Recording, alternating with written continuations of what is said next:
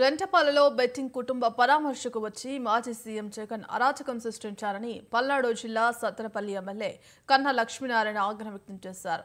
జగన్ వల్లే వైసీపీ ఉప సర్పంచ్ నాగమల్లేశ్వరరావు మృతి చెందారని చెప్పారు.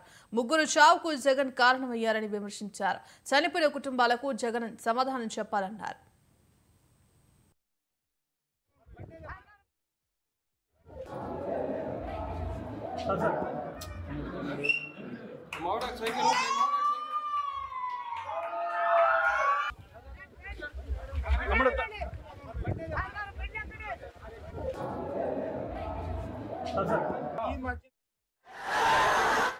సత్తెనపల్లి వచ్చినప్పుడు అది ఒక బెట్టింగ్ రాయల్ని ఎప్పుడో 13 మాసాల క్రితం ఈయన నమ్మి 2 కోట్ల రూపాయలు బెట్టింగ్ కట్టి ఆ బెట్టింగ్ లో ఓడిపోయి ఆత్మహత్య చేసుకోవడానికి వచ్చినటువంటి వ్యక్తిని పరామర్శించడానికి వచ్చి ఎంత అరాచకం సృష్టించారో మీరు చూశారు. ముగ్గురు చావులకు కారణమయ్యారు. మరి ఆ ముగ్గురికి కుటుంబాలకు కూడా జగన్మోహన్ రెడ్డి సమాధానం చెప్పాల్సిన అవసరం ఉంది.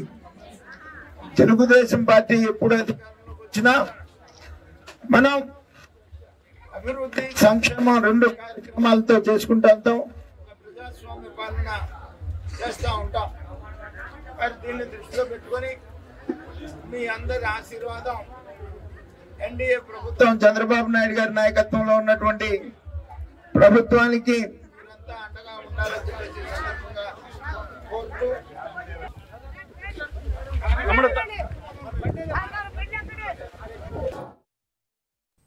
మరోనైత ఎంపీ లావు శ్రీకృష్ణదేవరాయ సైతం జగన్ పై ఆగ్రహం వ్యక్తం చేశారు.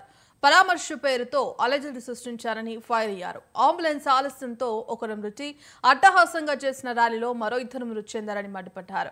ఒకరి పరామర్శకు వచ్చి ముగ్గురు చావులకు జగన్ కారణమయ్యారు. అంతకుముందు రాజపాలెం మండలం కొత్తూరులో మాజీ స్పీకర్ కోడెల శివప్రసాదరావు విగ్రహావిష్కరణలో ఆయన పాల్గొన్నారు. ఈ మధ్య వచ్చారు, అలజడి సృష్టించారు, మళ్ళీ వెళ్ళారు. ఒకరు చనిపోయిన సంవత్సరం క్రితం చనిపోయిన వ్యక్తిని కనపడటానికి చూడటానికి వచ్చి ముగ్గురు చనిపోయారు. ఆ కార్యక్రమంలో ఒకరు అంబులెన్స్ వెళ్ళక చనిపోయారు, 2 ఏమన్నా దారిలో అట్టహాసంగా చేసిన ర్యాలీలో చనిపోవడం జరిగింది. కాబట్టి ఇప్పటికన్నా మనందరం ఆలోచించాల్సింది ఏమిటి అంటే, అభివృద్ధి వస్తేనే మనము మన కుటుంబాలు బాగుంటాయి. దాంతో పాటుగా సమాజం అంతా కూడా కొద్దిగా ప్రశాంతంగా ఉంటేనే మనందరం బాగుంటాం అనేది ఆలోచించాలి. ఆ ప్రశాంతత ఎవరైతే ఇస్తారో, అభివృద్ధి మీద ఎవరైతే దృష్టి సారిస్తారో వారికే మీరందరూ కూడా దయచేసి వారికి ఆశీర్వదించే కార్యక్రమం చేయాలని చెప్పి కోరుకుంటూ, ఈ మధ్య వచ్చారు, అలజడి